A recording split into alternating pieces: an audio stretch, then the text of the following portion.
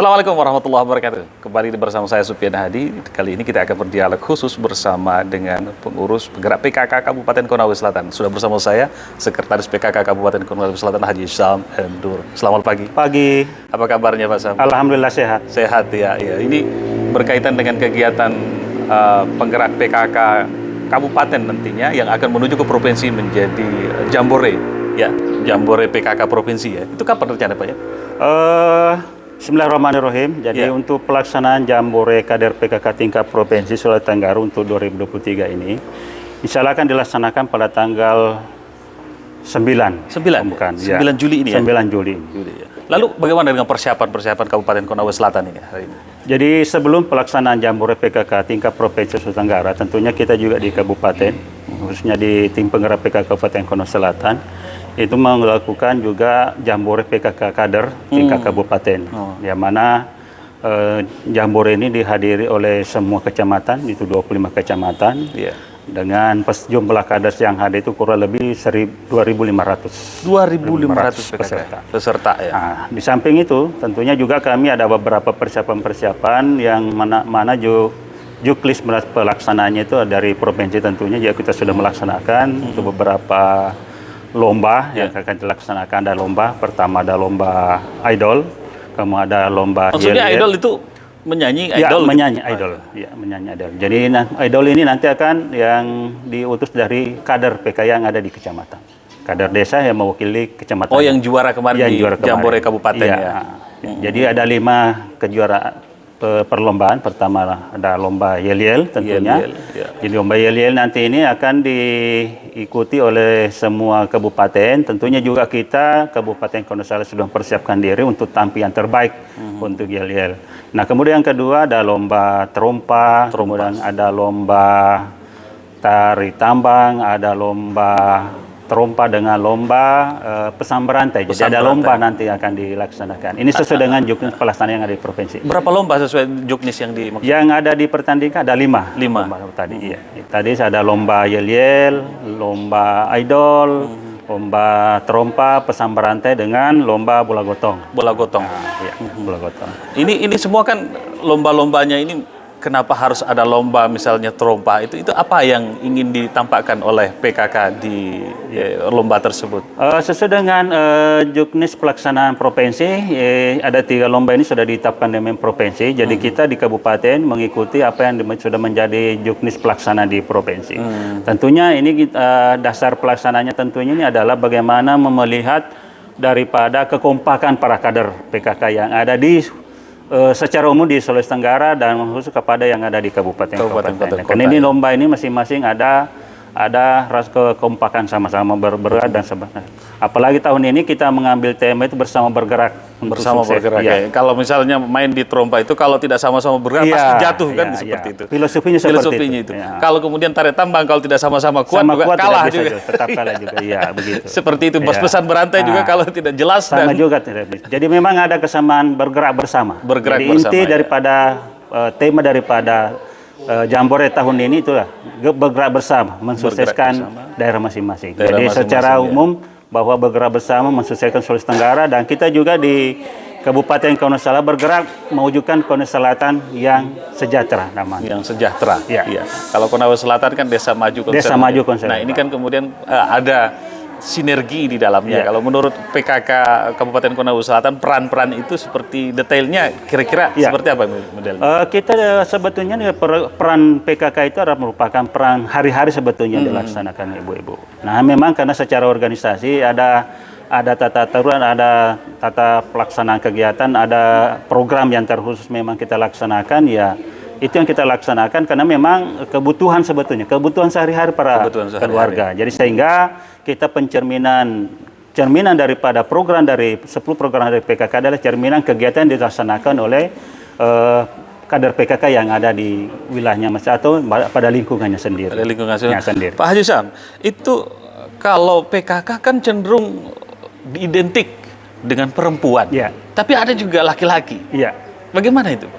Sebetulnya kalau berbicara masalah PKK bukan milik perempuan saja, karena kalau kita melihat definisi dari pemberdayaan kesejahteraan keluarga itu dari kata pemberdayaan itu bisa memberdayakan laki-laki dan perempuan. Apalagi kalau menyangkut masalah keluarga. Keluarga kan terhitung dari bapaknya, ada ibu dan anaknya. Jadi semua itu sama-sama.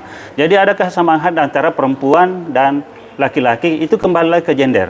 Jadi laki-laki dan perempuan sama dalam mengurus untuk rumah tangga. Saya kira itu. PKK menjadi wadah. Menjadi wadahnya. Jadi sekarang ini untuk pengurus PKK laki-laki dengan perempuan hampir sama. Di pusat saja itu kurang lebih dari kurang lebih 50% pengurus PKK pusat itu kurang lebih ada 20% penggerak PKK dari laki-lakinya. Nah, kemudian kita 20% atau 20 orang? Kurang lebih 20 orang. 20 orang ya? 20 orang dari organisasi PKK pusat. Nah, kemudian kita di Kabupaten Konawe Selatan dari 61 anggota organisasi kita, kita ada sekitar 9 orang dari laki-laki. 9 orang laki-laki. Laki-laki. Cukup banyak juga lah. Banyak. Artinya kan begini, karena organisasi itu tanpa ada kekuatan ekstra dari yang lain itu sekira agak kurang sepi. Jadi karena itu jadi makanya mulai dari tahun 90 itu PKK dan laki-laki sudah mulai berpartisipasi. Kalau saya bertanya begini, ini kan lebih banyak perempuan, urusannya perempuan. Ini kan PKK ini. Pak Haji Sam ini kok mau bersama teman-teman laki-laki yang lain mengurus PKK gitu? Iya. Jadi terpulang lagi ke hati nurani lagi. Ini keterpanggilan sebetulnya.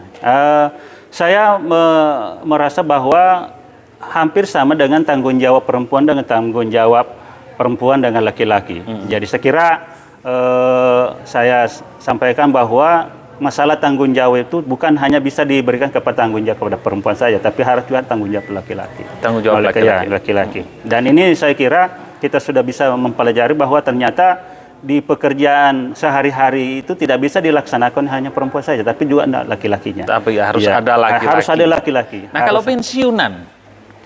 Jadi pengurus PKK itu tidak terikat.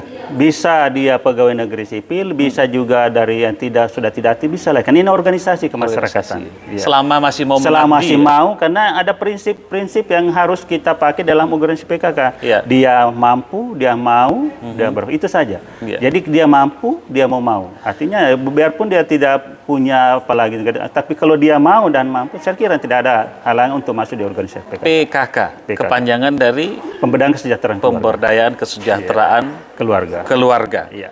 Nah, PKK di Kabupaten Konawe Selatan ini sekarang sudah menjadi mitra dari pemerintah daerah. Kalau di desa mitranya kepala desa, kalau di kecamatan mitranya. Iya. Nah, berarti ada APBD dong yang kemudian yang yang masuk digunakan oleh PKK. Iya, betul. Jadi memang kita organisasi kemasyarakatan ini memang ada dana dari pemerintah diberikan kepada melalui OPD pemberdayaan perempuan. Melekatnya di situ. Jadi PKK hampir semua di tingkat kecamatan desa juga ada di untuk anggaran khusus untuk kegiatan PKK. Jadi untuk tahun ini kita memang melaksanakan kegiatan memang dibiayai oleh pemerintah. Karena PKK itu ada mitra kerja pemerintah. Iya. Kepedulian pemerintah hari ini berapa banyak anggaran yang digelontorkan kisarannya? Untuk tahun ini kita di Kabupaten Konawe Selatan itu diberikan anggaran sekitar 1 miliar. 1 miliar? Iya. Sudah cukup untuk sekaligus mengikuti Jambore Provinsi kira-kira? Sebetulnya kalau berbicara masalah anggaran ya mungkin ya semua orang maunya banyak. Banyak supaya banyak kegiatan yang kita laksanakan. Tapi alhamdulillah atas prakarsa Bapak Bupati dan juga sekaligus sebagai pembina PKK Kabupaten memberikan alokasi dana untuk kita untuk kegiatan PKK. Tetap dan bisa.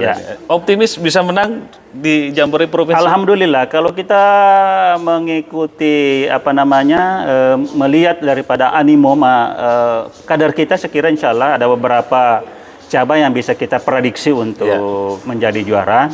Nah ini kemudian ya mudah-mudahan tahun ini ada berapa cabang mungkin dari 5 cabang itu apa saja yang kita bisa prediksi Yel bisa kita juara satu. Apalagi selain dengan kebiasaan kita yang jadi juara itu bola gotong. Tahun lalu juga kita juara bola gotong. Bola gotong. Iya. Selain bola gotong dari antara 5 itu berarti ada 2 yang ada 2 yang kita target untuk jadi emas. Jadi emas ya. Kalau yang 3-nya ini? Sisanya? Tiganya masih kita favoritkan untuk ya mungkin juara, tapi tidak tidak kita mengadakan untuk juara satu. Tapi insya Allah pasti kita adakan yang juara. Kalau target juara umum bagaimana? Insya Allah kita berani ke sana. Yang lalu di Jambore PKK juaranya berapa? Ya lalu di bawah-bawah kita ada berapa medali kita dapat. Yang juara temporer Kota Kendari, sehingga pada tahun ini Kota Kendari selaku ketuan rumah karena dia yang juara tahun lalu. Ya, seperti itu. Oke, Pak Haji Sam, Sekretaris PKK Kabupaten Konawe Selatan. Terima kasih kebersamaannya Sama-sama, ya. Di dialog podcast kita pada kesempatan hari ini. Iya. Dan sahabat Pena, terima kasih. Ikuti terus perjalanan kami. Jangan lupa like, subscribe, follow fanpage kami. Dan tentu kami akan hadir menyajikan informasi-informasi yang kira-kira berkualitas, yang selayak saji untuk kita semua. Anda berhak menilai melalui kolom komentar, silahkan Anda komentar. Saya Supin Hadi mengucapkan terima kasih atas perhatian Anda. Billahi taufiq wal hidayah. Assalamualaikum warahmatullahi wabarakatuh. Assalamualaikum warahmatullahi wabarakatuh.